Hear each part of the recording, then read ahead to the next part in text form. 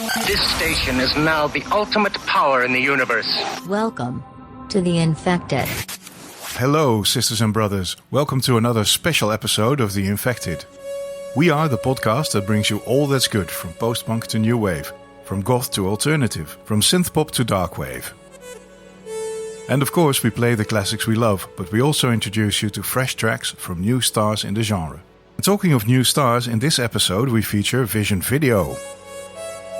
They are an upcoming self-declared goth pop band, and they describe their style as dance music for the end times. The band hails from Athens, Georgia, USA. You may have heard them before in The Infected. We played their song Inked in Red in a previous episode and have followed them ever since. Today, my co-host Goof and I are talking to Dusty, the charismatic frontman of Vision Video. We'll hear all about their sources of inspiration, creative process, their upcoming first album, and how the band has dealt with the setbacks this year, which at times really did feel like we had entered the end times. But first, let's kick off the show with some music. This is one of the true classics inspiring Vision Video. It's also a firm favorite of us here at The Infected. Please enjoy Joy Division with Disorder.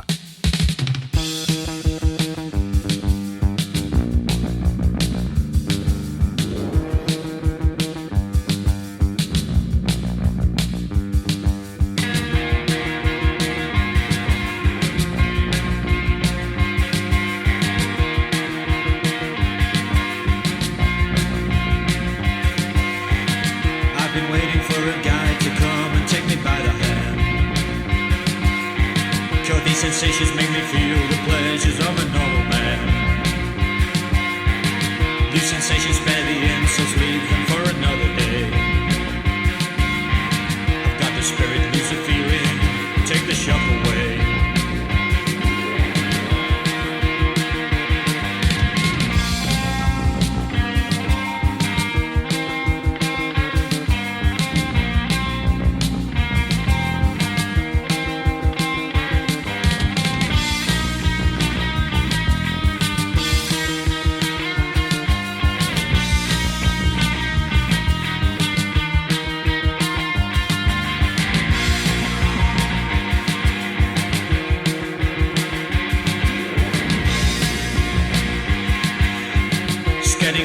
Moving faster now, it's getting out of hand.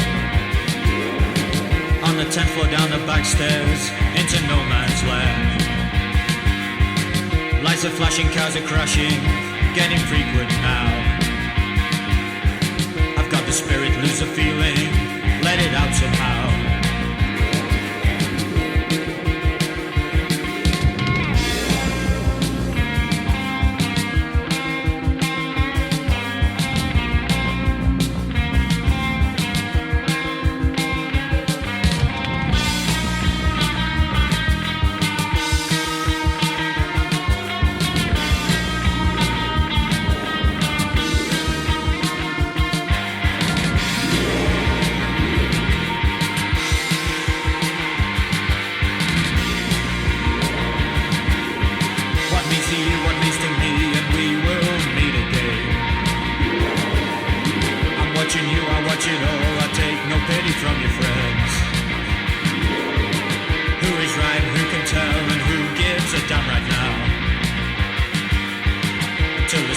Sensation takes hold, then you know.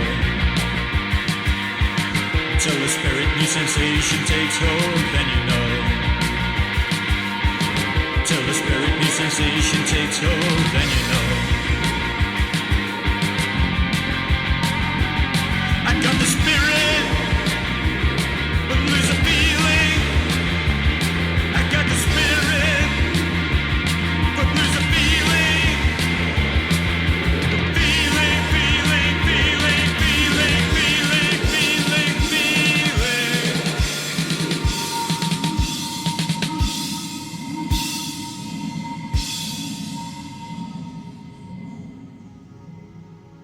The pleasures of the normal man. I love the lyrics. That's a timeless classic. That's a great one. Is it the first track of the first album, I believe, right? Yeah. Yeah. It's on their first. It's just on Unknown Pleasures. Yeah. Yeah. Yeah. Yeah, I think that you can really tell where he was coming from, you know. Joy Division is one of those, you know, so well-known and well-loved bands, and it's for a good reason. And I think that reason really, for me, comes through in this song. It was actually, funny enough, the first Joy Division song that I ever heard. And I think there's just such a, like, combination of a desperate man who's seeking, you know, some better form of life, but also, you know, this beautiful aspect and the appreciation of, you know, what he has, and there's just kind of duality that I get from that song every time I listen to it.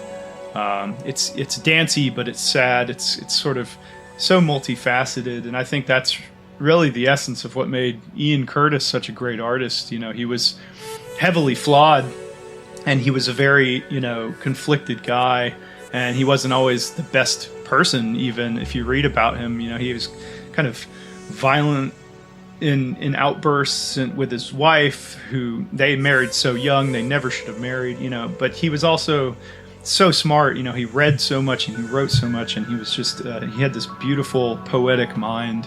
And I think that that's a lot of artists, you know. It's you know, people get put on a pedestal as an artist, especially one that, like, dies in an untimely way like he did. Yeah. And unfortunately, that takes away from the complexity of the person, you know. And I just think that Disorder is the most characteristic track of Joy Division, of all of their songs. You know, it really just embodies everything that made them great. That, like, that bass line that, like, almost doesn't work, but it somehow just really ties that song together, and it really just identifies Peter Hook. And then, you know, Ian Curtis's lyrics are just phenomenal, and they're so relatable. And then that really just washed out reverb-filled guitar from Bernard. Mm-hmm. And then the drums are just simple, but it's just like that driving, dancey beat that really created that soundscape that I think would build what would become like gothic rock and dark wave and all that sort of stuff. So, yeah, just a phenomenal song. And I as I get older, and what everything that I go through, it still just stays like my favorite track of theirs. So there's a lot of passion as well. Mm-hmm. It's quite basic, but there's a lot of passion if I listen to the song. But how old are you, by the way, Dusty, if I may ask? So I'm 34. Sometimes I feel getting older. That's okay. That's not that bad. Yeah, I feel older sometimes, and I feel younger sometimes too. Like, you know, I very rarely, like, consider my age, because I spent so much of my 20s and my younger years, like, in the military, mm-hmm. and those years just disappeared. I mean, it was, like, so fast. You know, getting ready to go to Afghanistan and doing all that, and just all of that time just sort of disappeared into a void in a way.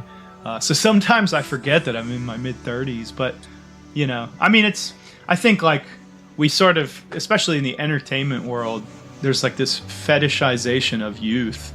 But I don't think I could have written any of the stuff that I've written that has as much meaning as it does without the experiences. So, like, you know, with age comes experience, and I think that gains some level of authenticity to what I'm saying. That definitely makes sense. So how long were you sent out? Was it just Afghanistan? Just, I don't mean just, but yeah, you know what I mean? Yeah, no, yeah, no, it was enough. I'll say that much. It was the one time. Yeah, I went to Afghanistan in 2000. Let's see here. It was 2000. I can't even remember anymore. 2013 to 14. So it was about 9 months. And we were located down in the southeastern portion of the country in a city called Kandahar, which is the second largest city. Uh-huh. Yeah, we heard a lot about that city in the news, in a bad way. Yeah, it's sort of like the Wild West, to use an American metaphor. It's where the Taliban came from, so it's like an extremely violent area. It's just really... the city is, like, super divided. a lot of, suicide bombings, drive-by shootings, IEDs, truck bombs. That it's all like guerrilla style. There's really not like a lot of fighting, like outright stand-up fighting, but it was more just kind of like waiting around to get blown up. It felt like all the time. Yeah, and so that whole experience for me it really set the stage for what Vision Video has become. I came back, and it's funny because my platoon, I was a rifle platoon leader, so I was responsible for 30 men, and not one of them got hurt, not one of them was killed. Everybody came back, but so it would appear that it's like, okay, well, everything's just good, and I thought so personally when I came back. We were our unit was stationed in Germany, so we redeployed to Germany, which is where I lived for 4 years, and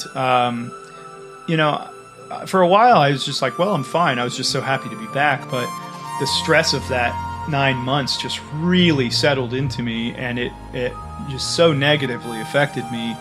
And it honestly didn't even really manifest until I came back to the States in 2016 when I left the Army. And then it really started to come out, and I was just like so confused because for so long I felt fine. And then all of a sudden I was like just so anxious all the time. Anytime I was in public, I was just like, it felt like I was just gritting my teeth, just like clenched jaw, just tight-fisted, because I was so nervous being around people in large crowds, or and it just started to really negatively affect my ability to have like normal relationships with people. So what became Vision Video is a couple years of writing just music and lyrics and sort of long form prose or poetry or whatever you want to call it that would become the lyrics for the actual songs, of me just trying to figure out like what the hell was going on with my life and in my head, and it's interesting now to look back on it where I feel like a lot better about everything that I've gone through, but it never goes away. You just learn to deal with it, and I appreciate the band and my bandmates so much, because I 100% know that I would not still be alive if it weren't for the band. 100%. I mean, it was down to that point where I was so desperate, and to harken back to Joy Division, that's when I really started to identify with that band, because I always loved Joy Division, just sonically at least, but I read a book about Ian Curtis that I can't remember who wrote it, and then I read Peter Hook's book rather, and and I just started to really comprehend the gravity of what he was going through, and I don't think it was the same situation, obviously, but I really understood the intensity of that music in a different way, and that really helped me cater a lot of the music that I was writing. I guess there's a similarity maybe in the fact that Ian had a lot of tension bottled up because of his life choices and the fact that he was with his wife and he actually wanted to be with his girlfriend, and he felt that he had an obligation, and at the same time he didn't feel that he could live up to it, and all that tension was bottled up. And it sounds like from a totally different place you may have gone through something similar, in the sense that you also bottled up a lot of anxiety maybe and weren't even aware of it for a time. So maybe that gives it a new layer that maybe the 15-year-old Dusty did not recognize, but the Dusty of today definitely does, right? Yeah. Mm-hmm. Yeah, definitely. Yeah, I mean, it's again, as you get older, you start to see things a little bit clearer for what they are. The emotions don't get in the way of the logic, but it doesn't make anything less worse when you're in the middle of it, I guess. It almost makes it worse in a way, because you can see the logic of, well, I need to get help, or I need to talk to somebody. But I'm, especially for me coming from a military background, like, we just didn't do that. We didn't talk about it. You just man up and power through, right? Yes. So how did that work? How did you get into the to the military? Is your family in the military as well, maybe, or? Yeah, my dad was in the Army as well. I was born in Berlin, actually. My mother's German. My dad was in the Army. And he spent about 13 years after I was born in the military. So, I grew up moving around, and it kind of made sense to me from a young age. It was always something that was kind of in the back of my mind to like, oh, okay, well, I could just join the Army. Mm-hmm. And when I was 17, I dropped out of high school because I hated it. We were living in rural Georgia, and it was just terrible high school, very impoverished area. The school was just like you didn't learn anything because there were no resources. The teachers had way too many kids in the class. It was just not, and I was like, I'm not learning anything here. So I left, and I basically joined the military like a year later. And yeah, I think at the time, in the hubris of youth, you think things are really good ideas that are really shit ideas, and that was one of them because there was like 2 wars going on, Yeah. And I for me it was like I was reading a lot of like French existentialist stuff, and I was like and maybe a bit too much Hemingway. And I was like, oh, I need to go to this war. And I never like believed in it, which is even more stupid if you can believe that. But I just thought like, I just felt very placeless, and I was like, Yeah. trying to find some level of purpose, and that was purpose for me at the time. It's like, you're going to be with these guys and girls they're really just there to take care of each other. Because I always knew that these wars were just bullshit. Yeah. But again, being young and stupid, I was like, well, I'm just going to go do this. So Got to be a certain appeal to it, and talking back on it is always easier than when you make that choice at that certain moment in time. That's why we talk to you, to find out more about who's Dusty. We're going to talk about music. We're going to keep it light. It's not going to be heavy all the time. But at the same time, I don't want to lose the opportunity to understand who we're talking to. So thanks for sharing. Yeah, definitely.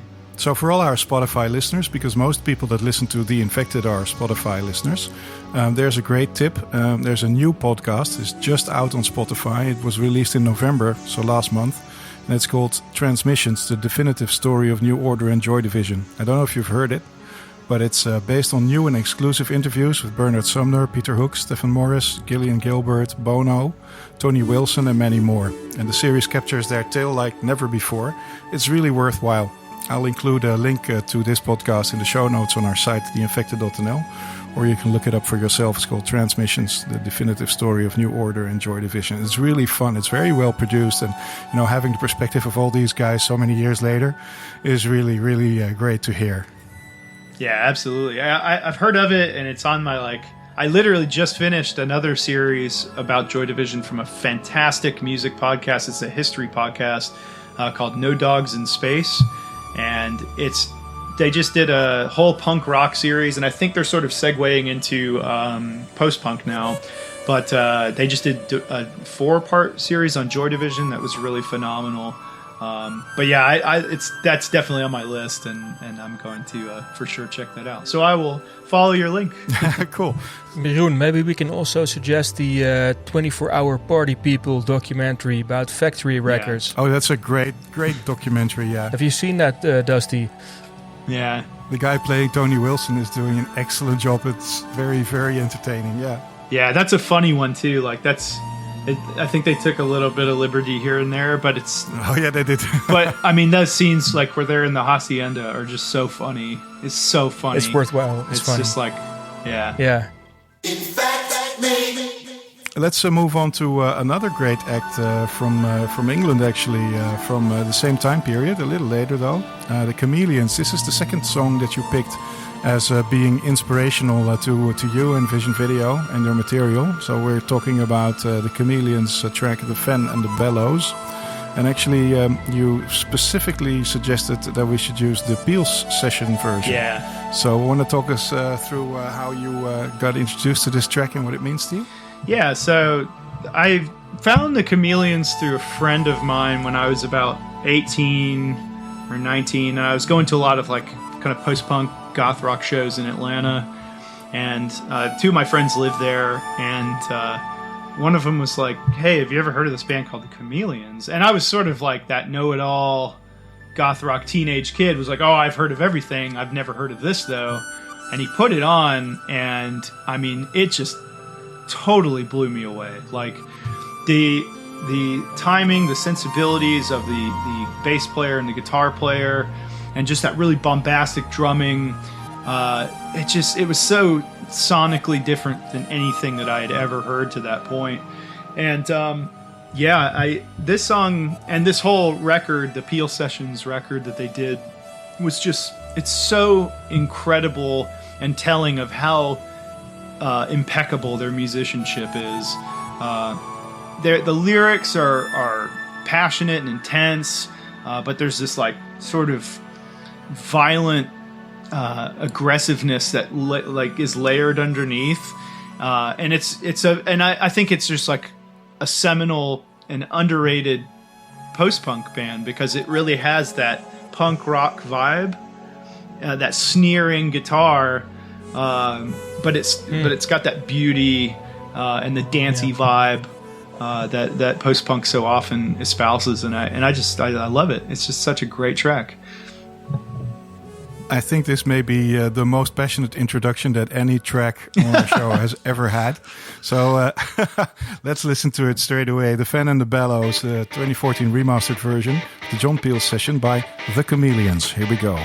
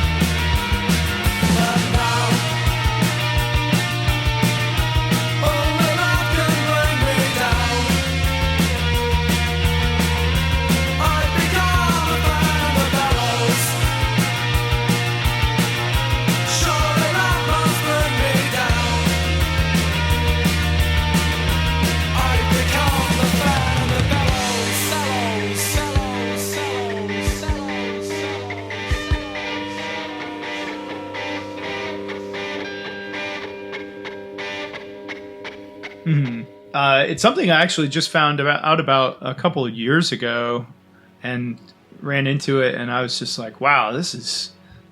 I mean, their studio records are so good, but I mean, it was just. I think that they're a band that just really excels in a live scene.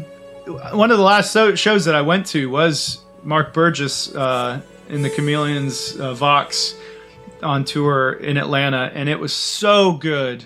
It was, I mean, I think I drank like one tiny hair too much that night, but I mean, I was in full force, like just dancing my ass off the whole show, and it was such a good time. And at the end of it, Mark, you know, he meets everybody, and he's just such a nice guy, and it was so cool just to talk to him, because it was actually Mark and Tom Ashton of the March Violets, who's the producer and studio recorder of our record and all the singles to this point. He was there too, and they knew each other from back, you know, in the 80s. So they were like, "Oh, it's good to see you." Like, and they were just, you know, that was such a small scene back then that back in the day. Yeah, they just like they were like, "Oh, it's cool. It's so good to see you," and they just started talking, and it was just such a cool moment to like watch happen.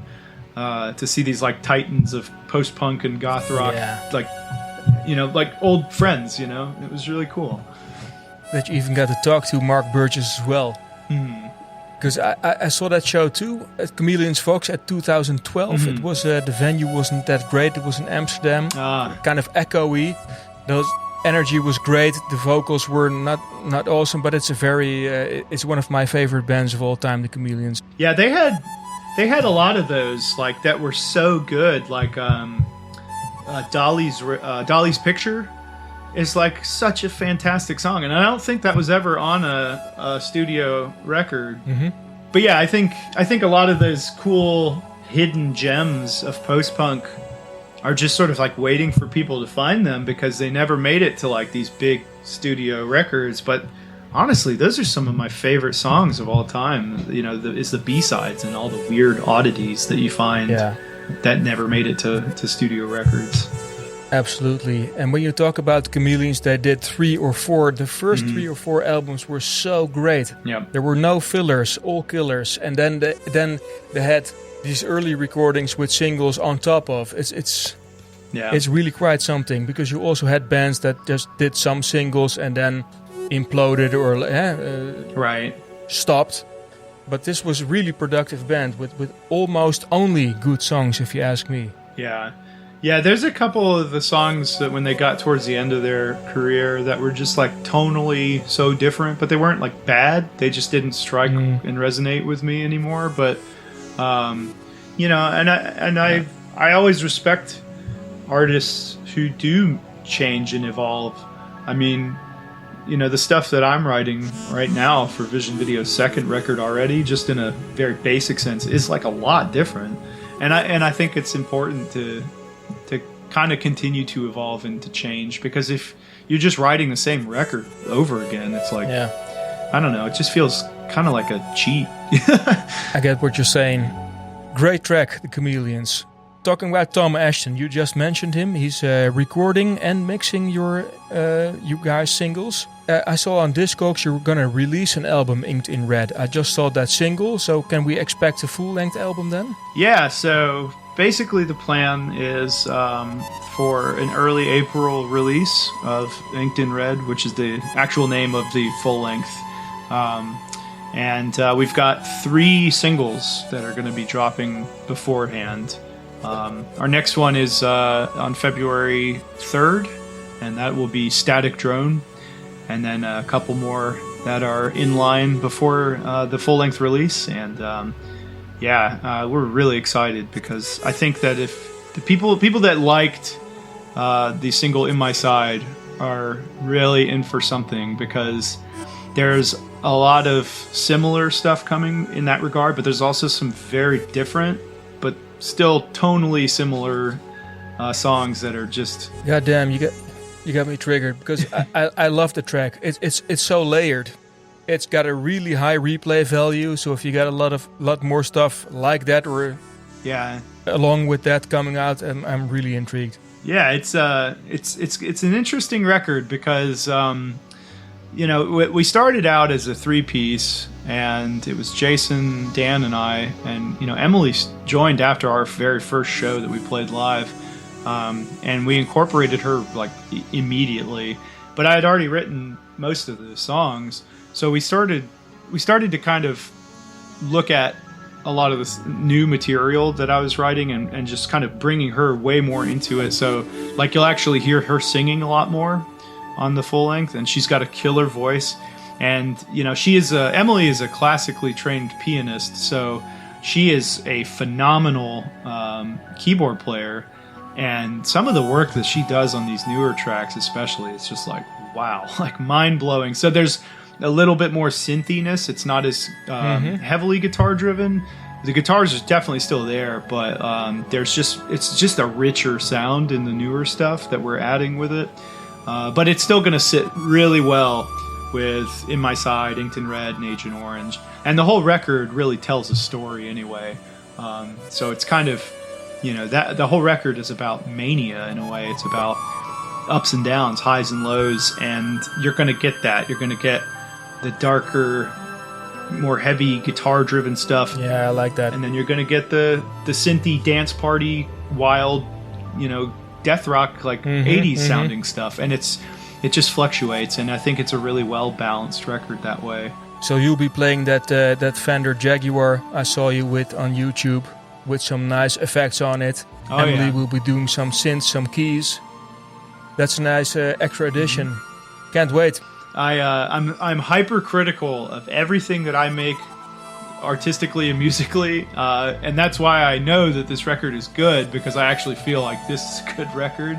Because normally I'm like, I'll write a song, I'm like, this is shit, and I'll throw it away and start another one, and throw that one away, So, and a lot of that is, I hope that doesn't come off as conceited, but it's really just the fact that I work with 3 other unbelievable musicians and Tom Ashton's guidance, in the recording process, but even in the songwriting process. And he had a lot of kind of guidance for us in crafting the songs, and just, deciding, hey, like, let's move this here, or let's get rid of this part, or, things like that. Really, he did an incredible job. And then in the sort of post recording process, he really adds like a body of complexity to the songs that he's just so good at, and it's just from years and years of experience that he has. Excellent. Can imagine. So, how did you meet Tom? How did you get in touch with him? You're 34. He's been going at it for 40, 50 years. How did you come across? So this is actually a really funny story. I bartend part-time. Well, not right now because the bar is closed. I bartend at a music venue. It's a kind of world-famous place here in Athens called the Georgia Theater. Okay, yeah. And the Georgia Theater is like where the B-52s and REM and Pylon and all these like really great post-punk bands got their start. So when I left the Army, I was working full-time there as a bartender when I moved back to Georgia. And my friend, who was the bar manager, and I started doing like a goth night because there really wasn't one. There hadn't been one for like 20 years in Athens. So we were like, well, we'll do it. And it's, and it gained this like really crazy following. We did like the first night we did it, we were like, I don't know if anybody's even going to come to this. And then it was like tons of people.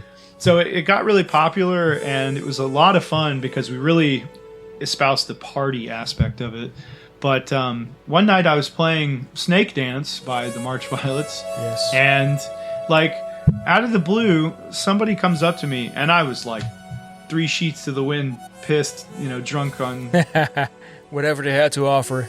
Yeah. And one of my friends came up to me. She was a regular at the goth night, and she's like, "Hey, Dusty, you know that Tom Ashton is here?" And I was like, "Who the fuck is Tom Ashton?" And she's like, "Tom Ashton, the guitar player of the song that you're playing." And I was like, "Oh shit," because I I had been aware of the March Violets and that and a couple other tracks, but I didn't know a lot about the backstory. And she's like, yeah, he's a good friend of mine. Let me introduce you. And I was like, oh, shit. So she brings him over, and he's like, oh, it's a good song you're playing. And I'm like embarrassed because I'm like, yeah, thanks, man. I love this song.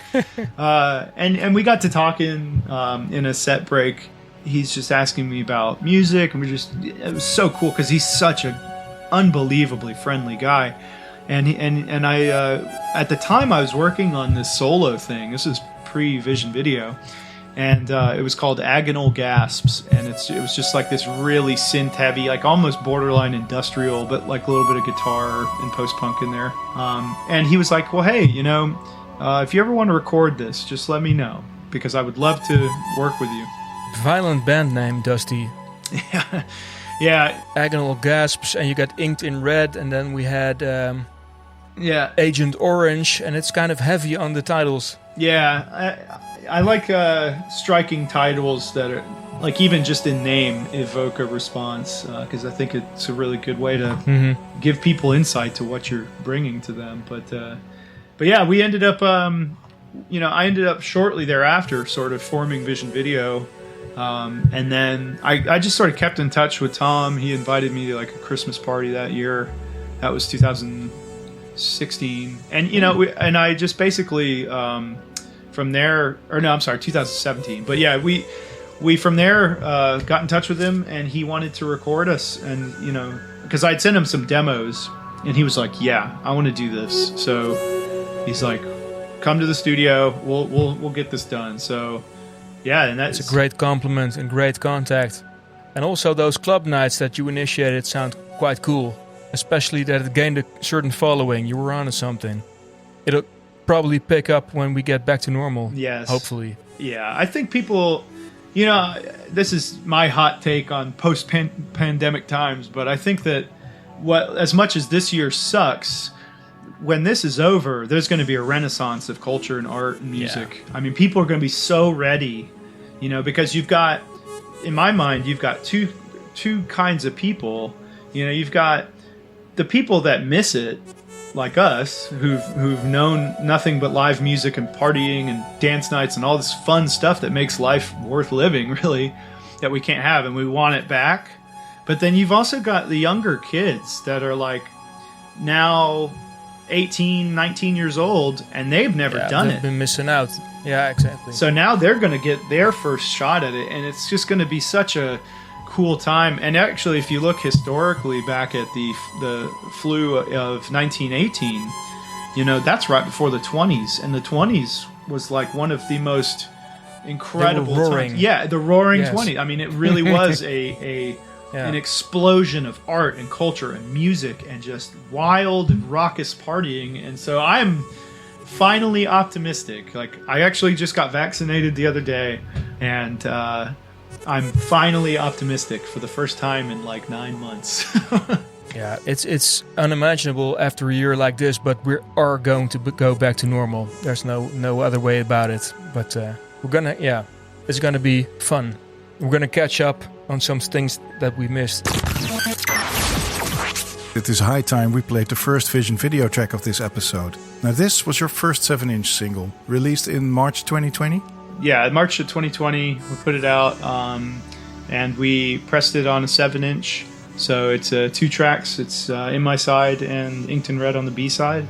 And it was our first public release of any kind of finished product. And it was very interesting because we had no idea what the reception was going to be. Well, the reception obviously was great, seeing that In My Side has gathered 25,000 views on YouTube, even though there's not even an official video for the track. So here it is, the song that first put Vision Video on the map and in the spotlights, In My Side.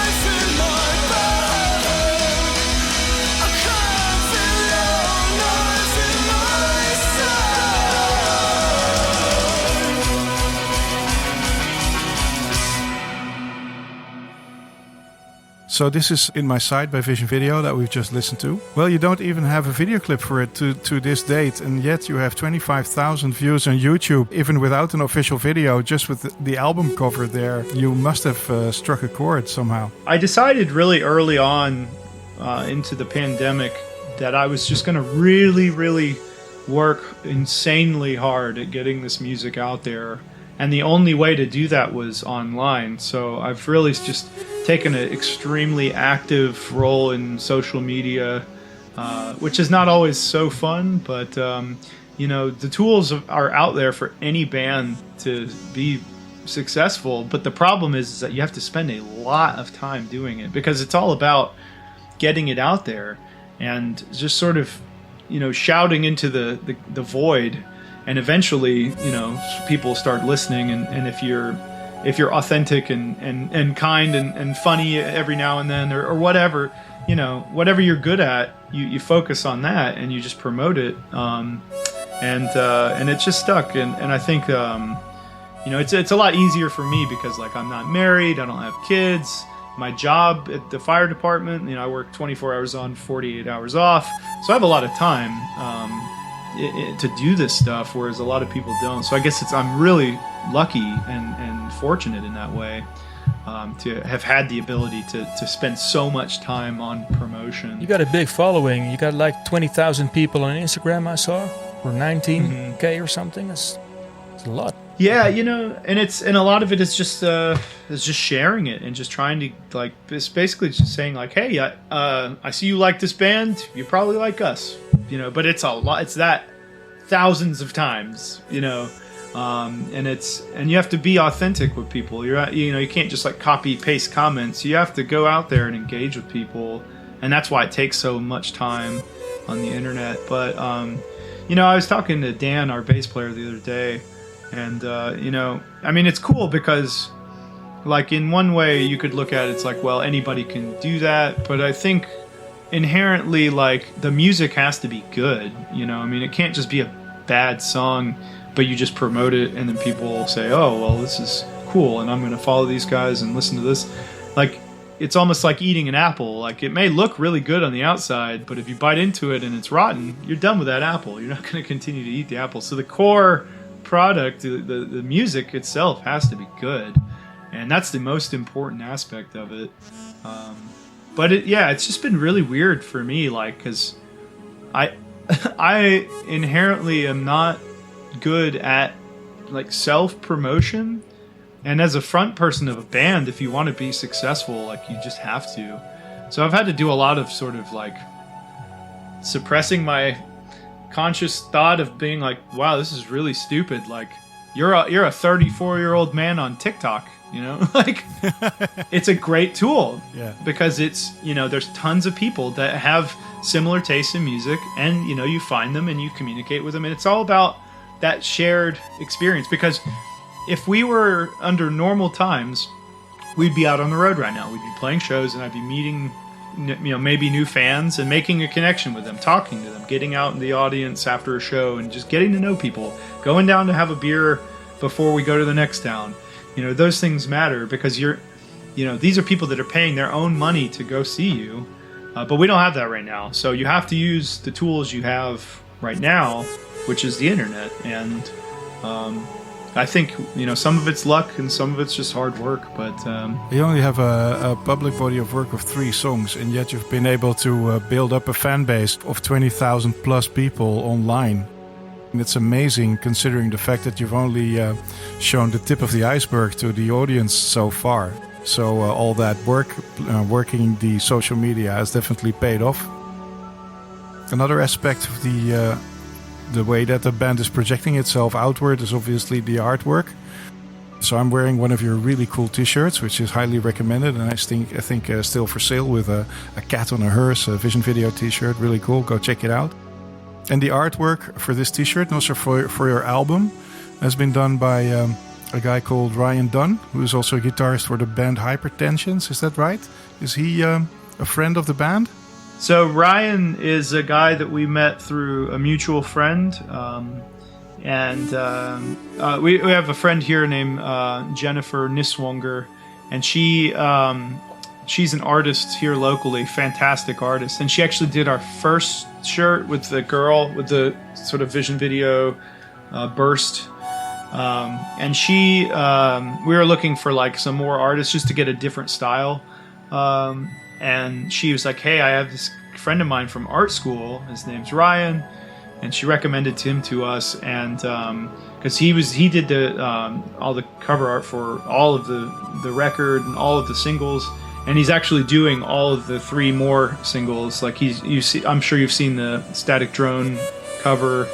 And then the 2 more singles that are coming out, and then the full-length record he's doing. But yeah, Ryan's just a really cool guy. He plays in a psych rock band called Hypertensions, and he's I think he's in Indianapolis, and he's just a phenomenal artist and graphic designer, and just a really great guy to work with.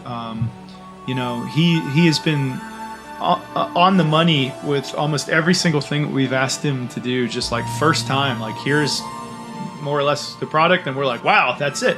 So it's always cool to work with somebody in an artist, I guess a graphic artist or whatever, that's like so immediately connected to you and your concept. So that was really cool to work with him.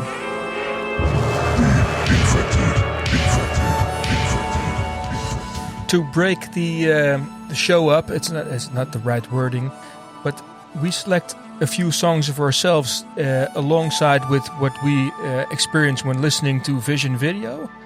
And I have a March Violets one coming up, but Jeroen has also selected a great one. Maybe you can tell us a little bit about it, Jeroen.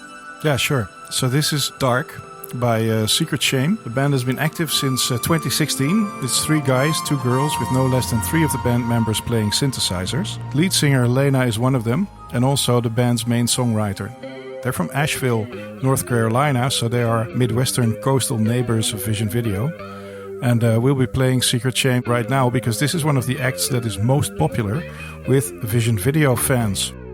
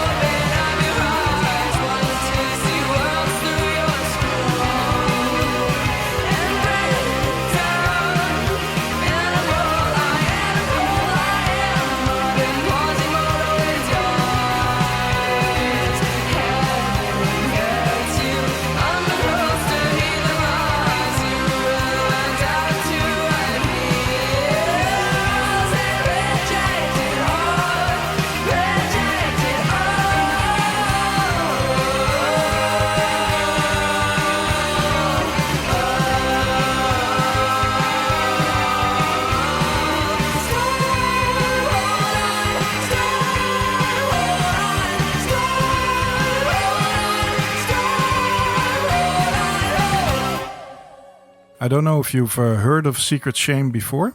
Yeah. Of course you did, because you're the kid that has heard everything, right? You just told us. So what did you think of Secret Shame, and what did you think of the song? I love Secret Shame. I found out about them about a year ago, and it was right around the time that we were really starting to play live shows, and I was just kind of looking for southeastern post-punk and goth rock bands to hopefully play shows with. So I kind of connected with them a little bit on Instagram to hopefully set up something as far as a live show.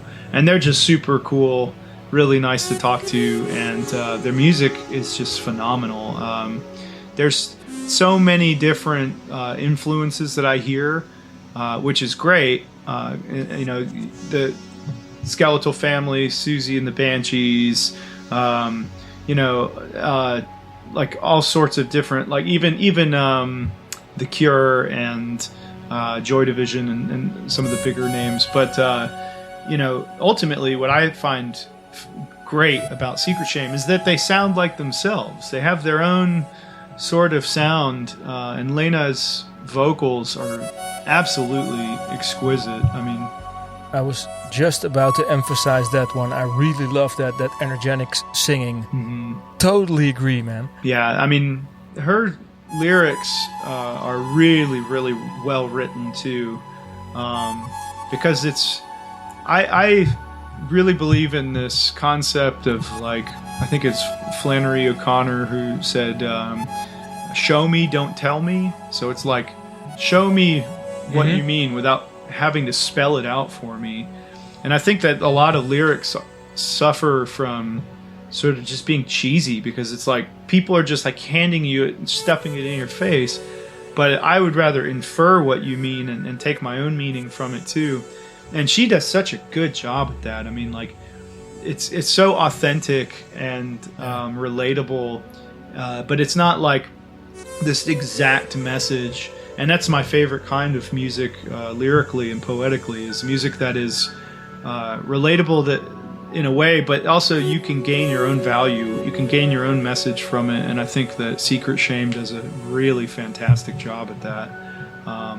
And like their, I think it was their last single, Dissolve, it's a absolutely incredible track. I mean, it is up there in my playlist now as an almost daily listen, and yeah, I just cannot recommend them enough.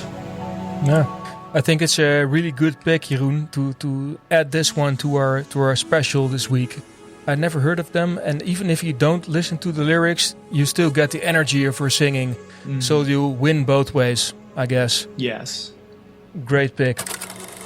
The big picture. I got another question for you, if that's okay, Dusty. I saw you like movies as well. In your Instagram, I saw some references to Pet Sematary. Oh, yeah. The Lost Boys, Friday the 13th. Yeah. You also use your 48 hours off of work to watch some movies, I guess, right?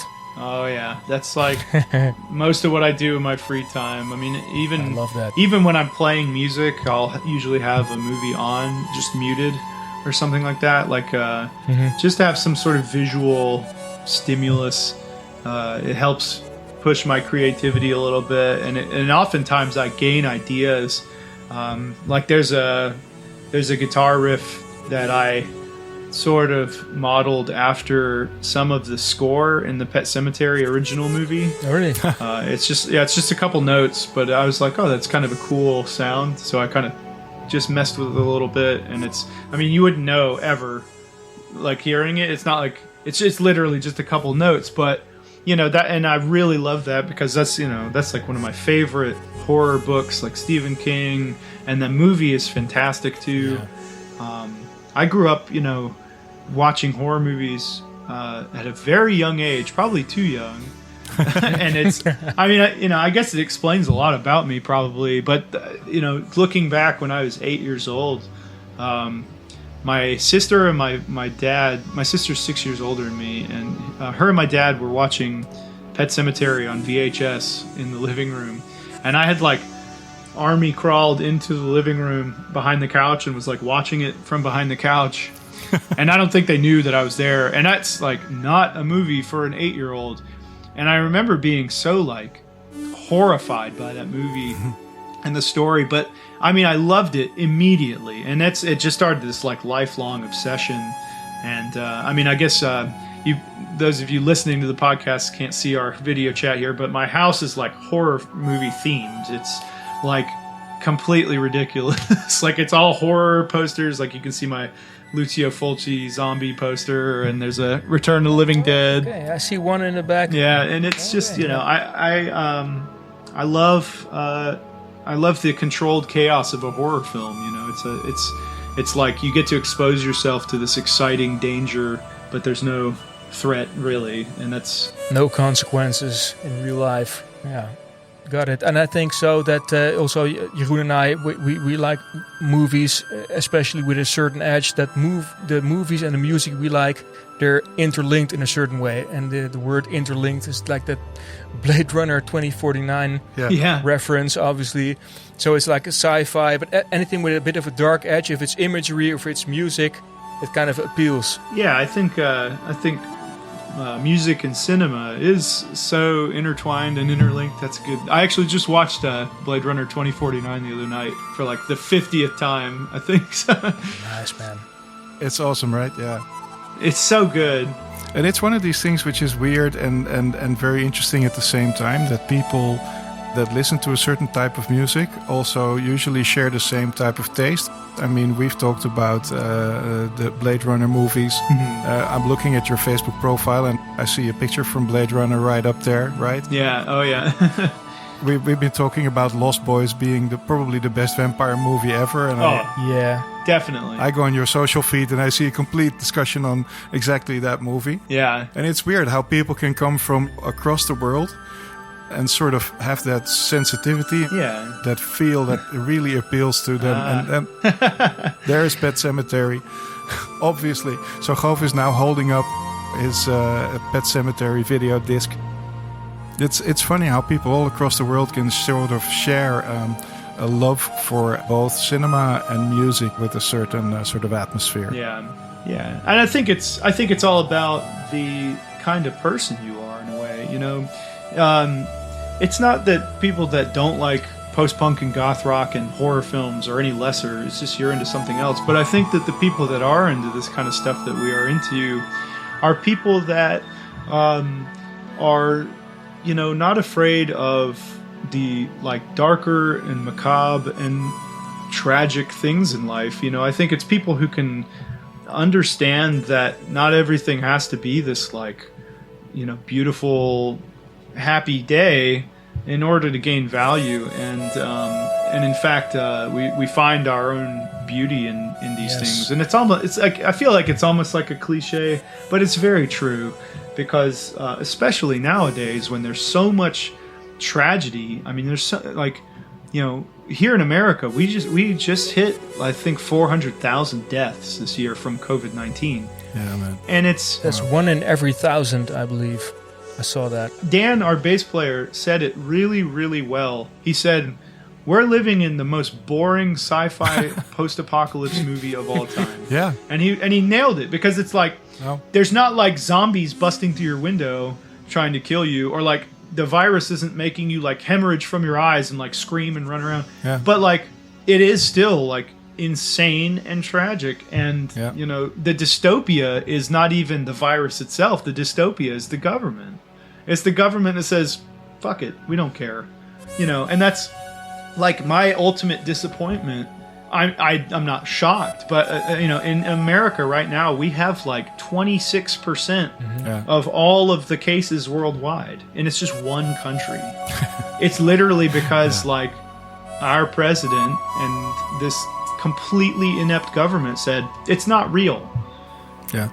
And I mean, I was on the front lines of it from the beginning, and I, you know, because I'm a paramedic and a firefighter, so every third shift I am on the ambulance, and I see it every day. I mean, it's like, it's horrible, you know. So I think this sort of thing, especially right now, is really resonating with people, because we're living in like this weird, fucked up version of reality. But the people that like this sort of thing are connected in it in the way that we accept it. You know, we're not afraid of, like, you might be afraid of it, but you don't let that fear rule you, and you're willing to look at the fear instead of recoil from it. Was this also the reason for you to record a protest song like Agent Orange again? Was that part of the reason you chose that song? So I found the original Ski Patrol a couple of years ago when I was like starting to write everything for Vision Video. And, you know, Trump had been elected and I was vehemently against him from the beginning. You know, I mean, initially I thought, well, okay, maybe he'll fix a couple things, but he was so absolutely corrupt and inept in like every single way that, I mean, I was just immediately like, wow, this guy is a total joke, and we like brought this on ourselves.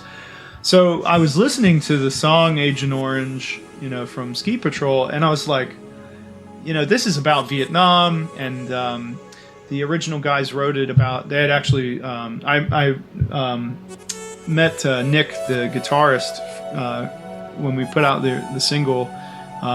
He is a really cool guy, and he was telling me about how they had watched Apocalypse Now, and they had written the song after watching the movie because they were just so struck by it. And so I guess for me initially it was maybe about war still, and it resonated with me because of my experience in wartime, but it really quickly became a very clearly anti-Trump song to me. It was a very, I mean, like, with the obvious connotation that the man is literally orange. Yeah. I mean, like, and when we started playing live with it, you know, I would tell people, I'm like, well, this one goes out to our president, you know, or whatever.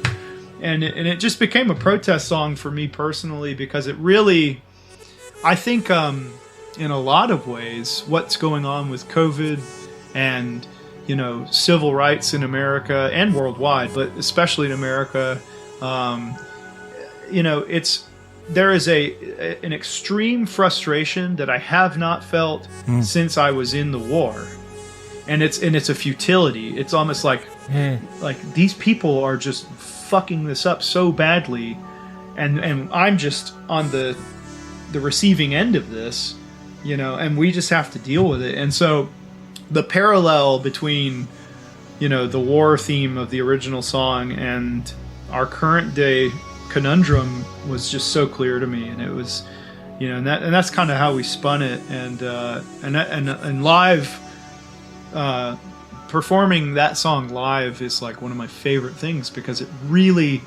is like, I just really get into that mindset of just total, I wouldn't call it hatred, because I try not to espouse that emotion, but just so much disdain for the incompetency of these people.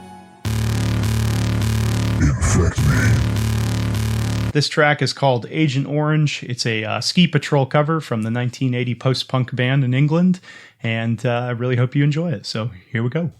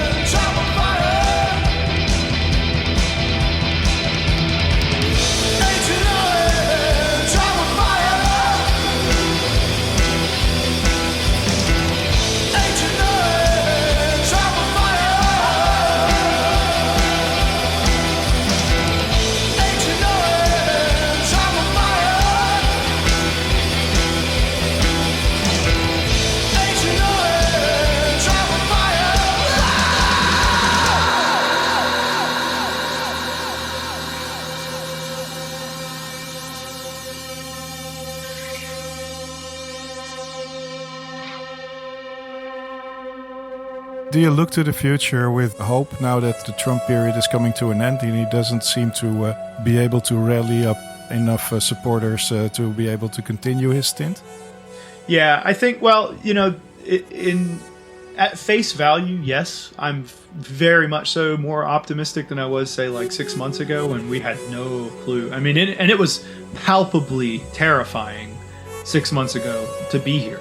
I mean, it was between the protests for Black Lives Matter and the COVID, really picking up steam and just all these sorts of things. It was really scary. So for the first time, yeah, I do feel some level of optimism, but I think that while optimism is important to have just generally, it's also important to recognize that, like, Trump is a symptom and not the cause. These people that voted him in and that believe in the things that they do, they haven't gone anywhere. They just lost. So we're pushing the pendulum back to normalcy and away from this insanity. But you got to remember that those people are still out there and they're still, causing societal influence through their everyday action. And I think it's just important to, like, Americans and people in all over the world have to just remain, like, more politically involved now, because that's what happened with Trump. Is like we just fell asleep at the wheel and he came in and took control, and it's like we're paying for our lack of involvement in the political process that actually does work. And I think that's one thing that I am actually optimistic about with America is, like, this has proven that the system works, because they tried so hard to subvert it and it still is functioning. Yeah, thank God for that. Yeah. It's difficult to pick two. It's one out of two you can pick. Right. And one may be a little bit better than the other, but still may not be a favorite pick. And let's hope that it takes maybe 4 to 8 years, and then a new sense comes. I don't know what the English word is, but yeah, I'm pretty dispassionate about Joe Biden. I think he's going to be like a very average president, because he's not he's very conservative. Really, if you look at his policies and things that he's voted on, he's actually pretty conservative. So I don't think we're going to see a lot of change, but it's at least like a return to sanity that has been gone, like just straight up gone. Boring sounds quite good after this year. Yeah. Well, yeah, the bar has been lowered all the way to the floor, so it won't be hard for him to get over it. Yeah. Right? Yeah, you can barely leap over it, and you're like already the best president in the world. Yeah, at least dependable. Yeah, exactly. That's one thing you can say about Trump. He's a really great act to follow. God, yeah. Right? Yeah. Yeah, it's like being the middle act in a show and the first band just was fucking terrible. You're like, oh, we don't have to, we could phone it in. Yeah.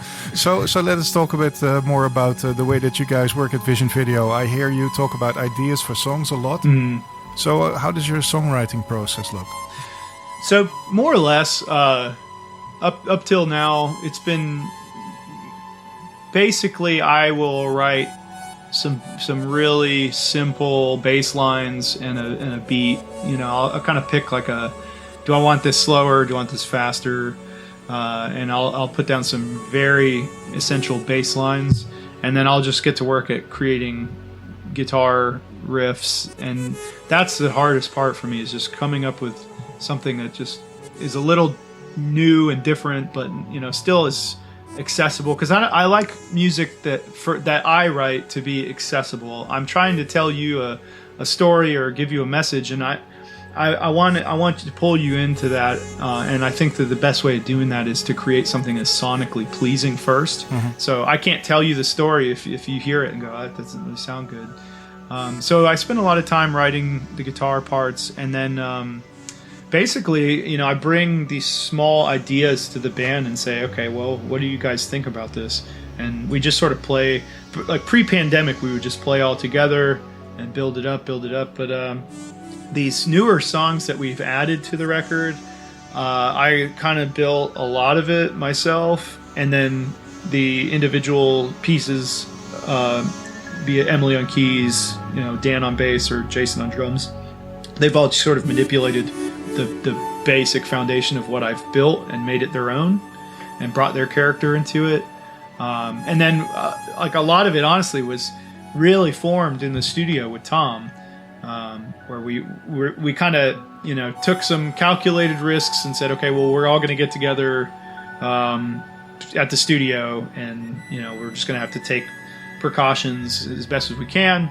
And so we sort of wrote these songs really quickly, but there was a foundation already built.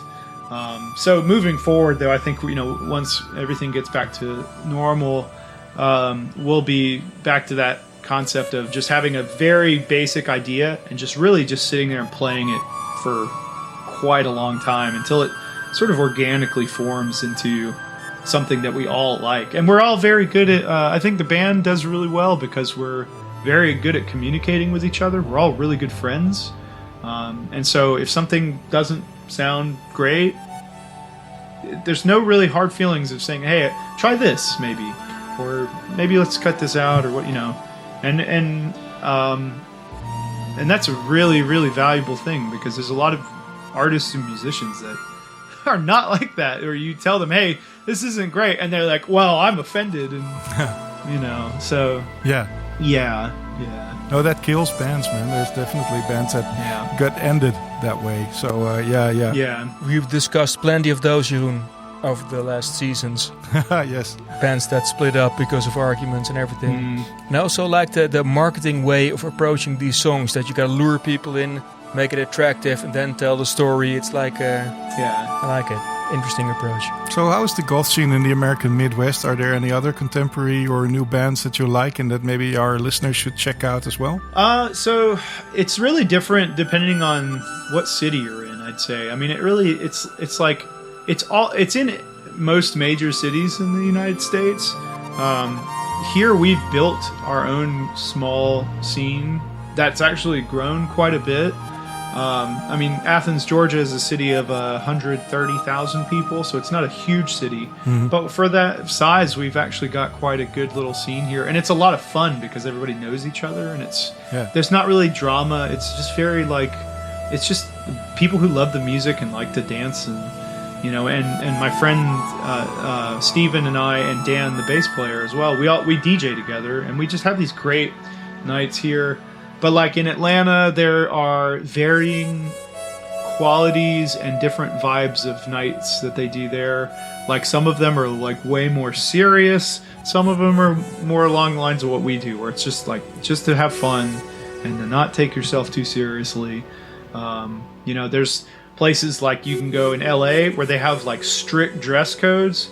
The one that we do, we've never had that because I don't believe in it. I think it repels people away from something that they might actually like if they go up and say, "Oh, this is really cool. Yeah, I didn't even know this existed." But if you're not letting somebody in because they're wearing like what I'm wearing now, like jeans and a t-shirt, that's elitism, and I think that stifles any scene. You know, be it punk or goth or whatever subculture, it's going to stifle a scene because you're not letting people look in. And you know, I get like why they do that, because they want to keep it safe and they want to keep the vibe right or whatever, but like, you know, that's what security's for at a venue. You know, you say, hey, this guy's being a dick, kick him out. Yeah, it's that easy to me. But yeah, you know, no, a t-shirt is a really bad indicator of whether a person is going to be a dick or not, right? Yeah. I mean, I've met people that were like in immaculate full traditional goth rock makeup and death rock or death hawk, you know, hair that's all teased, and they're like total dickheads, and I'm like, man, I don't want to talk to you at all. Like, you know, it's just that typical saying of you can't judge a book by its cover. I mean, you never know what somebody's going to be like. So the last time I was in Georgia, I was in Atlanta, 2012, I think, a while ago. Yeah, I noticed that the club life was very segregated in both in terms of color of people visiting certain clubs as well as the types of music. You'd go into a club and you'd hear exactly one type of music all the time with like almost no variety in there. Is that still the case? And how does that work? Do you have your own sort of goth hangout where it's all goth all the time? Or do you organize club nights with more variety? Or how does that work? Yeah, so here locally in Athens, it's very diverse. There's all different kinds of people from different races, religions, countries. I mean, it's a very uniquely diverse group here. Cool. And we don't usually stick to one place. We've gone to different venues, and there's not really like a goth place that's like full time. We have a couple bars and music venues that are like more alternative, I'll say, but there's not like the goth place. And as far as like our DJ nights, yeah, we play like Joy Division, The Cure, Bauhaus, Sisters of Mercy, all of the staples. And we play a lot of the new stuff, the new like Secret Shame and Panic Priest and Twin Tribes, Drab Majesty. We play that, but we also like I kind of mentioned earlier, we don't really take ourselves seriously at all. Like, so we'll play like I play like B-52's Rock Lobster. Ah, that's nice. Because we're from Athens, and it's a great song, and it's so much fun to dance to. Yeah, and it still works. And we play like a lot of '80s new wave. But like just party music, and then every now and then like we'll throw in something just weird, and nobody cares because it's supposed to be fun. And if you can't make fun of yourself and like do that, then you're just like a little ridiculous, like the way that I've always seen it is like I'm an adult dressing up like a horror movie monster, listening to like 80s bands. Like I cannot take myself that seriously. So it's so boring. Being an adult is quite overrated. Yes. I like that lightheartedness and some fun. And if I may, Dusty and Jeroen, can I take it to a fun record? Sure. We talked about Tom Ashton and him being in your life, in the band's life, and recording and mixing. I took a song by the March Violets. They're an English post-punk goth rock band from 1981. They formed in Leeds. And I'm saying they are because they are still active. After imploding in the 80s, they reformed in 2010. And I also knew Andrew Eldridge, by the way, from the shirt that you're wearing. Oh, yeah. From the same university that they met in Leeds. And the song I'm about to play or start in for our listeners, it's not really a goth one, but a fun one. Yeah. So I'm talking about the song Turn to the Sky.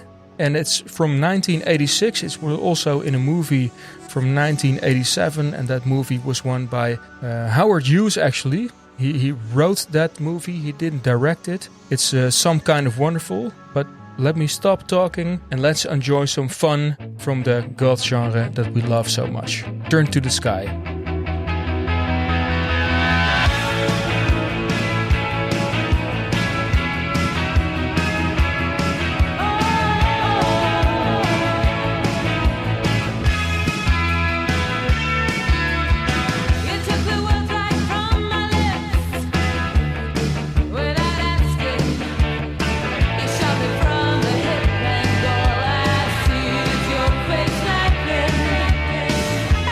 Different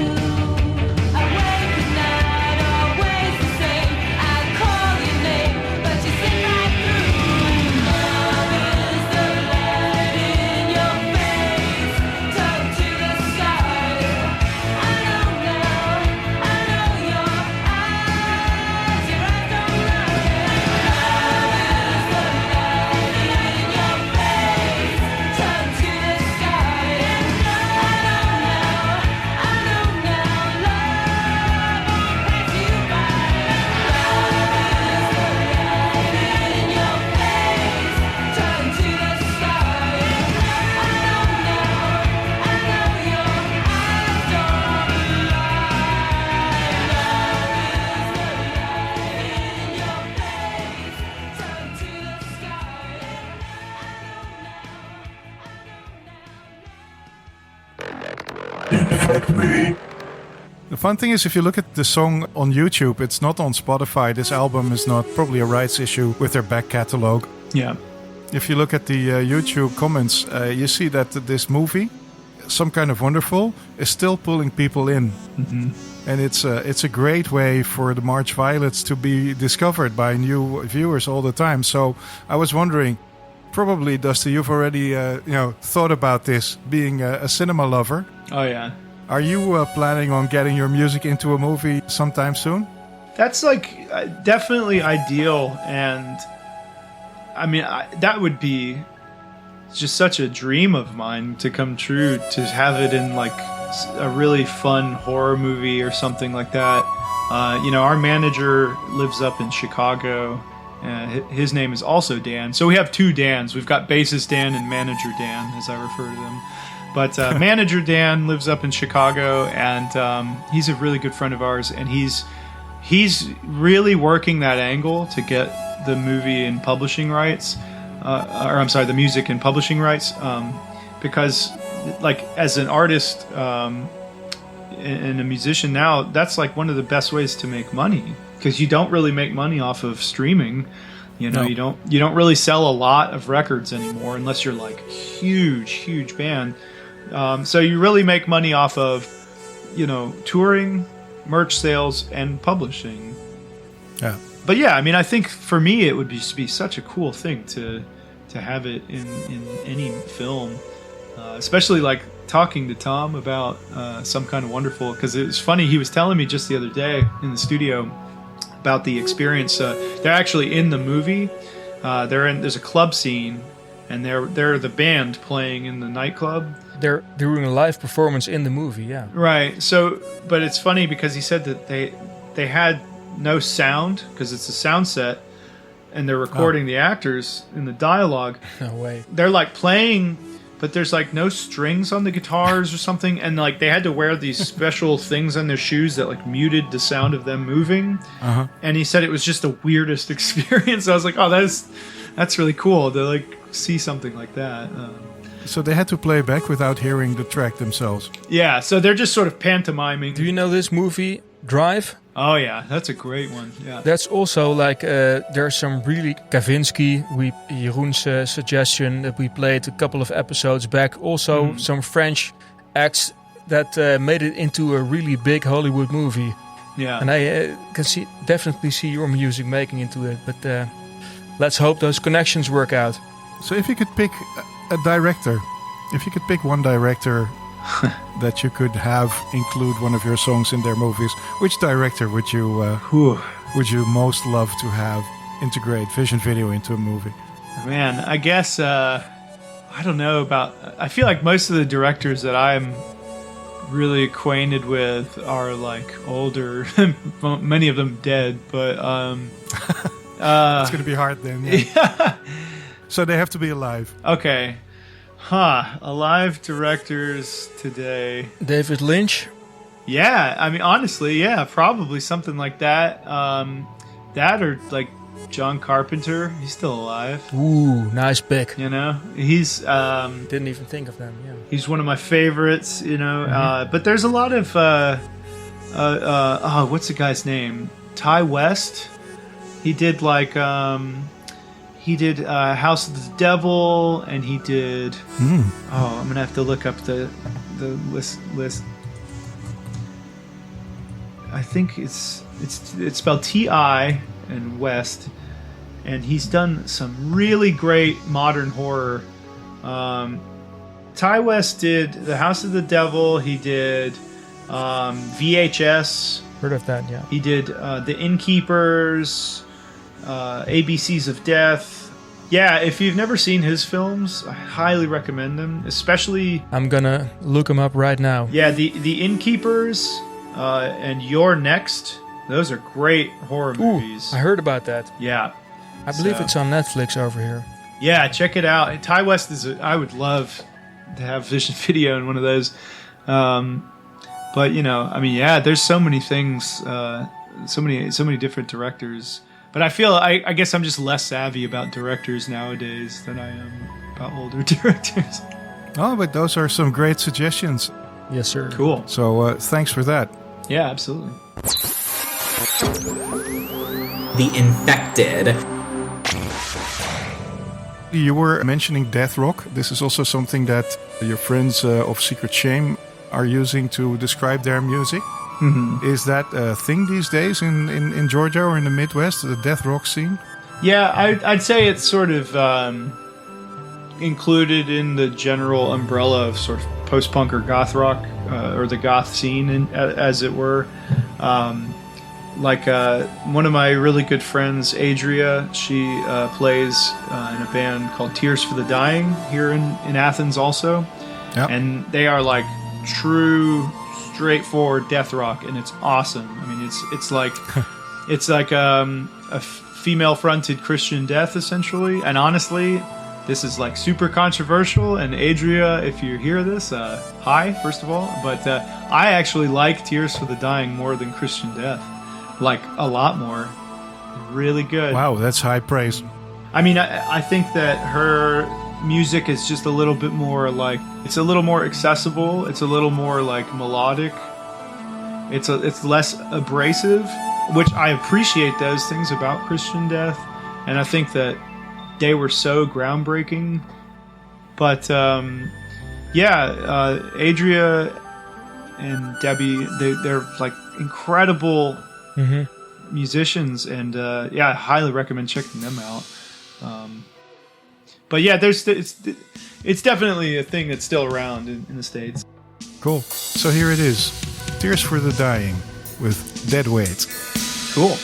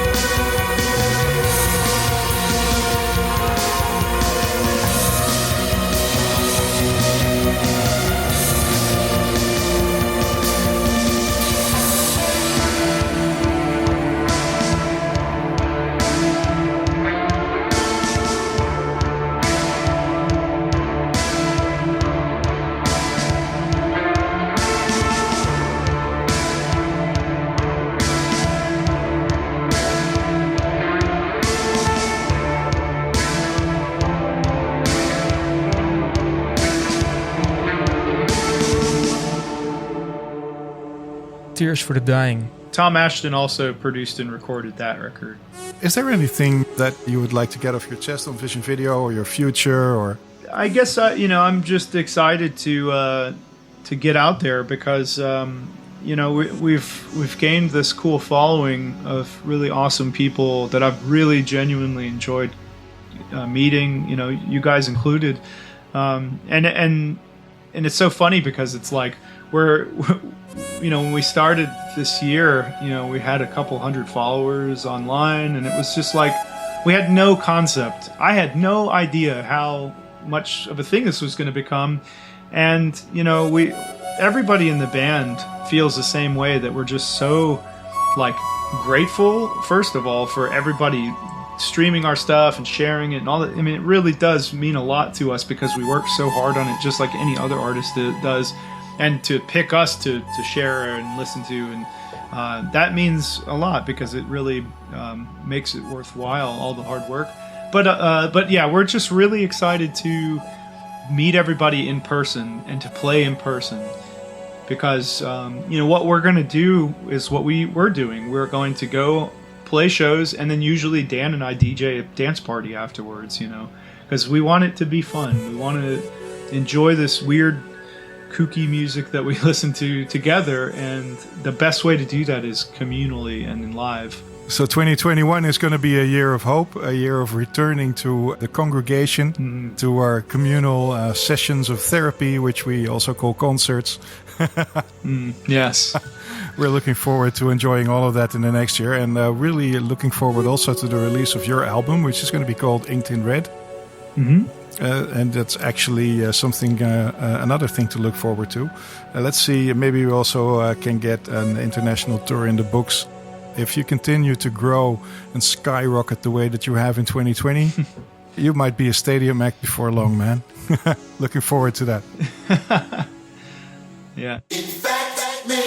Dear creatures of the night, I think this brings us to the end of our podcast. We'd like to thank Dusty for joining us in his really busy working schedule and all the heavy things that he's encountering each day. So thanks for making this special with us.